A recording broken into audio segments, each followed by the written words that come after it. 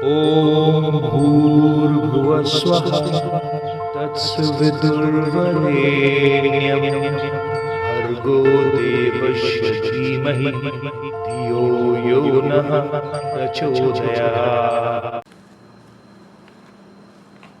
जय श्री राम। मेरे सनातनी बंधुओं, आइए इस सनातन रूपी वृक्ष के जड़ों को संचित करें और इसे पुष्पित और पल्लवित करें और इसे इतना विराट और शक्तिशाली बना दें कि हमारे आने वाले वंशज अपने पूर्वजों पर गर्व कर सकें तथा विधर्मियों से अपनी रक्षा भी कर सकें।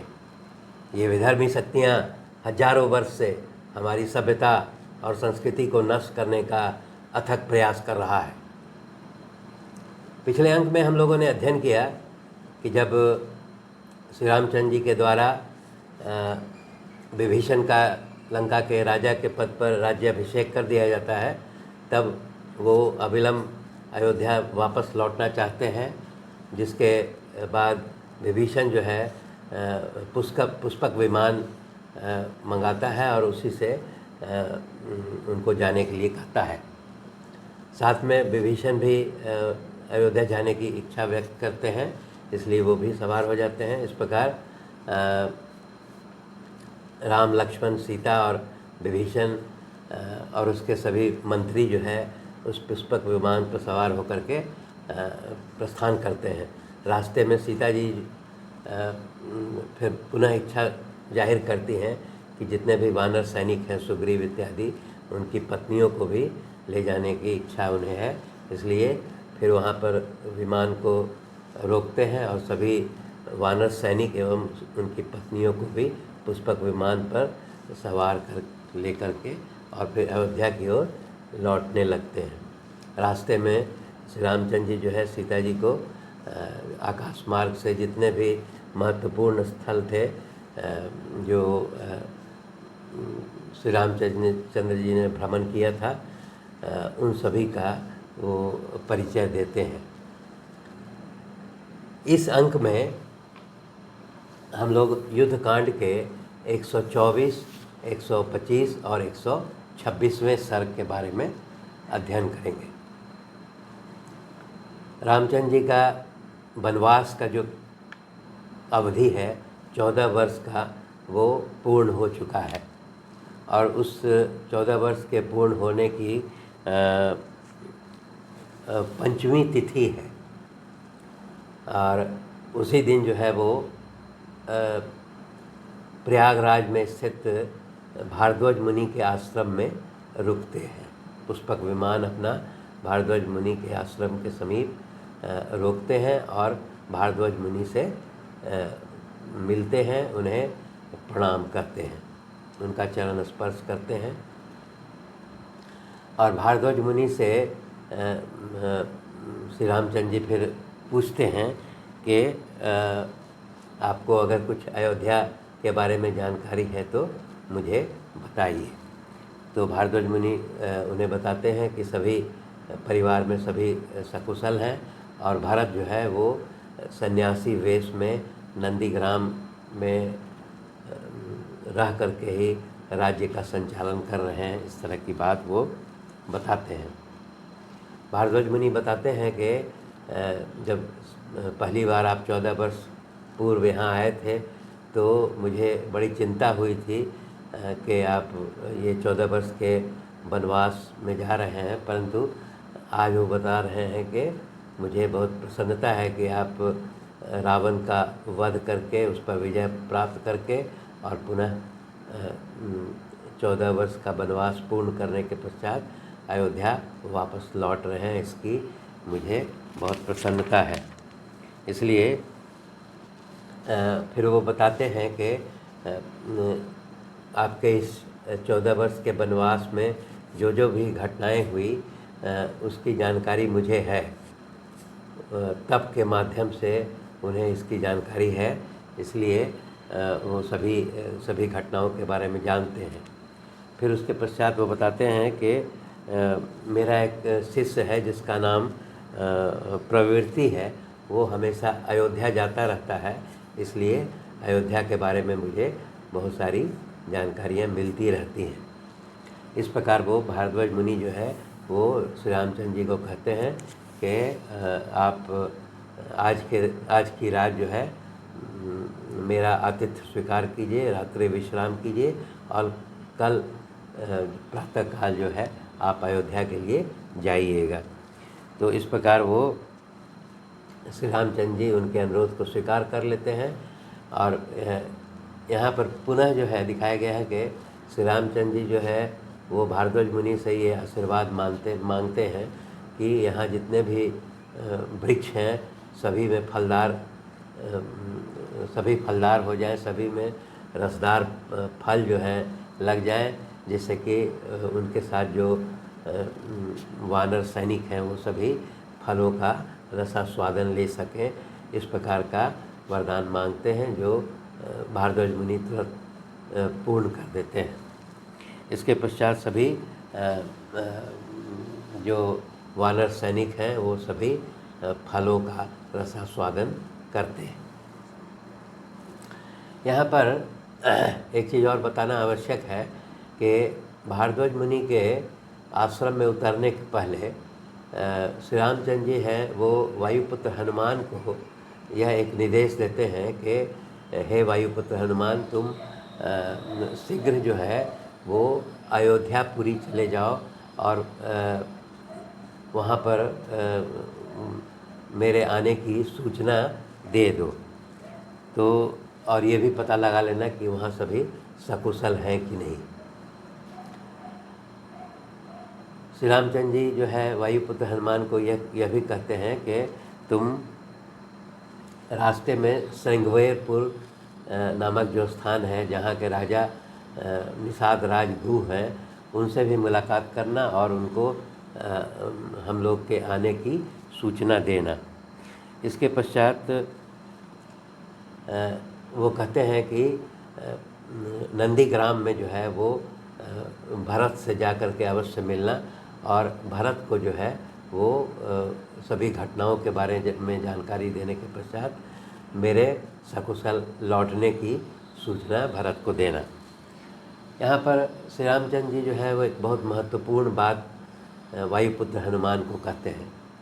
वो कहते हैं कि जब तुम भरत को मेरे विजय प्राप्त करने के बाद वापस लौटने की सूचना देना, तब तुम भरत के चेहरे की हाव भाव का अध्ययन करना कि यहाँ पर बताने का ये मतलब है कि भरत की भावना का अध्ययन करना कि उसे मेरे आने से प्रसन्नता हुई या नहीं हुई है, ये जानकारी पता लगाना। क्योंकि वो बोलते हैं कि किसी भी व्यक्ति को ये 14 वर्ष जो है उसका जो राजपाट जो मिला हुआ है उसके प्रति लोभ हो सकता है, इसलिए उसका विचार बदल सकता है। और वो इस प्रकार कह करके वायुपुत्र हनुमान को कहते हैं, अगर ये तुम्हें तनिक भी ये लगे कि भरत के मन में मेरे प्रति तनिक भी अनास्था हो गई है तो मैं अयोध्या नहीं जाऊंगा और यहीं पर किसी वन में निवास करके अपना जीवन व्यतीत करूंगा। इस प्रकार की बात कह करके श्री रामचंद्र जी जो है वायुपुत्र हनुमान को आगे भेज देते हैं। और उसके पश्चात वो बोलते हैं कि ये अविलंब तुम जो है भरत के मन में मेरे प्रति जो विचार है वो आकर के मुझे शीघ्र ही बताना। वायुपुत्र हनुमान जो है वो भारद्वाज मुनि के आश्रम में उतरने के पहले ही वहाँ से वो प्रस्थान कर जाते हैं और मनुष्य यहाँ पर दिखाता है कि वो मनुष्य रूप धारण करके और वो अयोध्या में प्रवेश करते हैं। रास्ते में उन्हें वो श्रृंगवेरपुर में भी वो प्रवेश करते हैं। वहाँ निषाद राजभू को इसकी सूचना देते हैं कि श्री रामचंद्र वो रावण का वध करके लक्ष्मण और सीता के साथ एवं बहुत सारे वानर सैनिकों के साथ विभीषण के साथ वापस लौट रहे हैं, जिनका आप दर्शन कर सकते हैं। इस प्रकार की सूचना दे करके निषाद राजगुह को वो वायुपुत्र हनुमान जो है वो अयोध्या की ओर आगे बढ़ जाते हैं। अयोध्या में जाने के पश्चात वो उनको मालूम है कि अयोध्या नगरी से लगभग 1 कोस की दूरी, जिसे नंदीग्राम कहा जाता है, वहाँ पर एक सन्यासी के रूप में भरत जो है वो जीवन व्यतीत कर रहे हैं। तो इसलिए वो उस नंदीग्राम आश्रम में जाते हैं। वहाँ पर वो भरत को देखते हैं कि एक सन्यासी की भूमिका वेशभूषा में और चीर वस्त्र में और काला मृग चर्म धारण किए हुए वो भरत, जो काफ़ी दुबले पतले हो गए हैं और दुर्बल दिखाई पड़ते हैं और सिर पर जटा बढ़ी हुई है, इस प्रकार देख करके वो यह भी देखते हैं कि पूरी जटा से उनका शरीर जो है वो ढका हुआ है। और भरत के जितने भी वहाँ पर मंत्री हैं वो भी सभी गेरुआ वस्त्र धारण किए हुए उनके समीप ही हैं।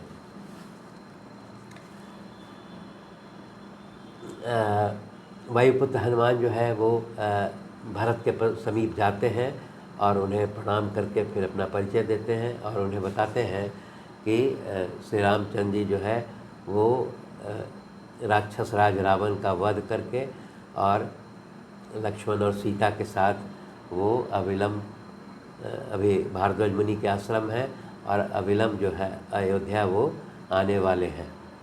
इस प्रकार की सूचना वो भरत को देते हैं। यहाँ पर दिखाता है कि भरत जो है वो ये सूचना सुन करके प्रसन्नता के मारे जो है वो आनंद विभोर हो जाते हैं, आनंद विभोर होकर के और वो मूर्छित होकर के गिर जाते हैं। और जब थोड़े समय में जब वो मूर्छा से वो होश आता है उनको, तो वो हनुमान जी को अपने हृदय से लगा लेते हैं और वो कहते हैं कि हे वीर पुरुष, तुमने मुझे इस प्रकार की जो है खुशी की सूचना दी है, इसके लिए मैं तुम्हें कौन सा पुरस्कार दूं, तुम बताओ। और उसके पश्चात भरत जी कहते हैं कि मैं तुम्हें इस खुशी का समाचार देने के लिए 1,00,000 गौएँ, 1,00,000 गाय और उसके बाद 100 उत्तम ग्राम तथा 16 कुमारी कन्या जो है वो भी मैं आपको पुरस्कार स्वरूप देता हूँ। इस प्रकार का वो फिर कहते हैं। उसके पश्चात फिर वो वायुपुत्र हनुमान से वार्तालाप करते हैं और पूछते हैं कि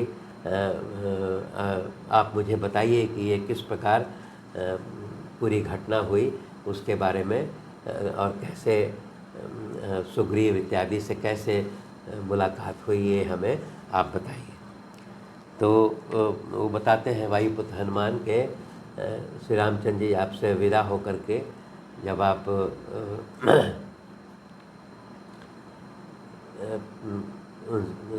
आपसे मुलाकात के बाद श्री राम और लक्ष्मण और सीता जो है वो दंडकारण्य में प्रवेश कर गए थे।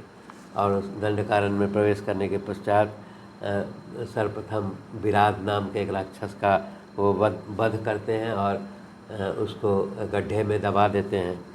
उसके पश्चात फिर सरभंग मुनि के आश्रम में जाते हैं और उसके पश्चात फिर वो एक जनस्थान नाम के जंगल में जाते हैं, जहाँ वो राक्षस राज रावण की बहन शूर्पणखा जो है उनसे विवाह का प्रस्ताव देती है। और उसी विवाह के प्रस्ताव में देने में फिर राम और लक्ष्मण दोनों जो है उसके साथ मजाक में ही, और वो लक्ष्मण जो है शूर्पणखा का नाक काट देते हैं। शूर्पणखा के नाक कट जाने के पश्चात शूर्पणखा अपने भाई खर को जा कर के ये बताती है और खर जो है वो अपने 14,000 राक्षसों को श्री रामचंद्र जी से युद्ध के लिए भेजता है, जिसका श्री रामचंद्र जी वध कर देते हैं। उसके पश्चात खर दूषण इत्यादि जो है वो भी श्री रामचंद्र जी से युद्ध करने के लिए आता है, उनका भी श्री रामचंद्र जी वध कर देते हैं। तब इसके पश्चात एक मारीच नाम का राक्षस जो है वो अपना मृग रूपी धारण करके, स्वर्णमयी मृग का रूप धारण करके श्री रामचंद्र जी को लुभाता है। और श्री रामचंद्र जी उसका वध करने के लिए जब कुटिया से दूर जाते हैं तो रावण जो है राक्षस राज रावण जो है वो सीता का अपहरण कर लेता है। और सीता का अपहरण करके फिर वो रास्ते में उसे जटायु से भी युद्ध करना पड़ता है, परंतु जटायु को घायल करके और सीता को अपने लंका में ले जाता है। लंका में रावण जो है सीता को बहुत डराता धमकाता भी है और बहुत कष्ट देता है और उससे बाध्य करता है कि वो सीता जो है वो रावण से विवाह कर ले, परंतु सीता जी जो है वो इसके लिए तैयार नहीं होती हैं। इसके कारण वो राक्षसियों से हमेशा डराई धमकाई जाती हैं।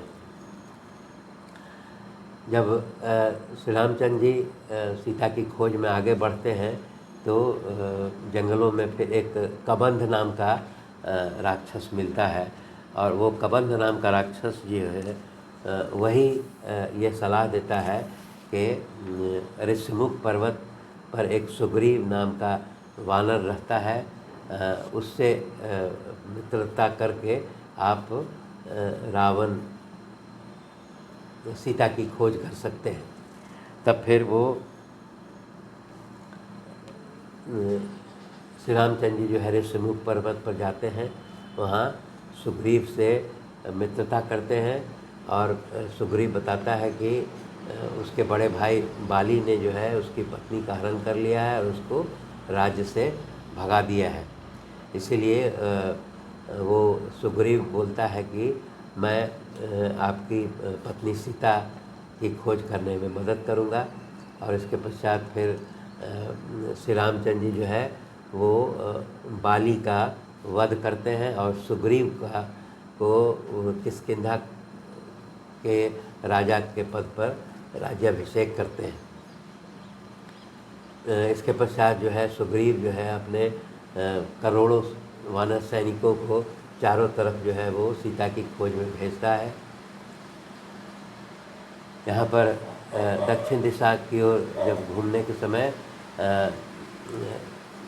वायुपुत्र हनुमान को मतलब वो अपने बारे में बताते हैं कि वहाँ उन्हें जटायु के एक बड़े भाई जिसका नाम संपाति है उससे मुलाकात होती है। उस संपाति की बहुत दूर तक दृष्टि जाती थी और वही वो देख करके बताता है कि सीता को जो है वो रावण अपने यहाँ एक अशोक वाटिका है उसी में उसको कैद करके रखा गया है। तब फिर वो बताते हैं वायुपुत्र हनुमान की मैं वो 100 योजन समुद्र लांघ करके और सीता जी से मुलाकात करता हूँ और उन्हें आश्वासन देता हूँ और श्री रामचंद्र जी के द्वारा दी गई अंगूठी उन्हें सौंपता हूँ जिससे उन्हें विश्वास हो जाता है। फिर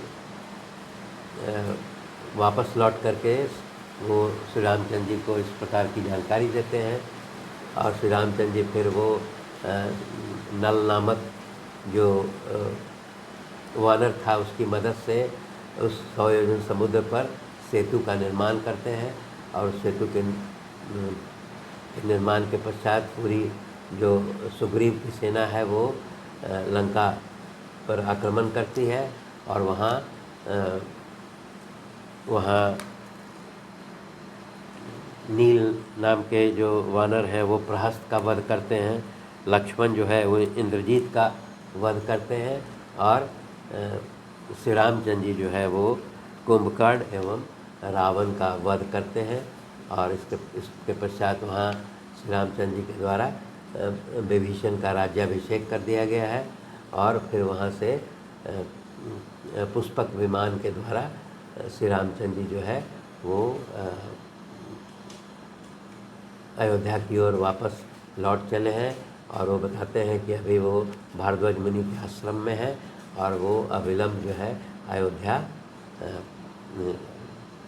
आने वाले हैं।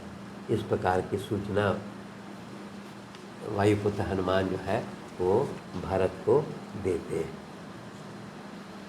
धन्यवाद।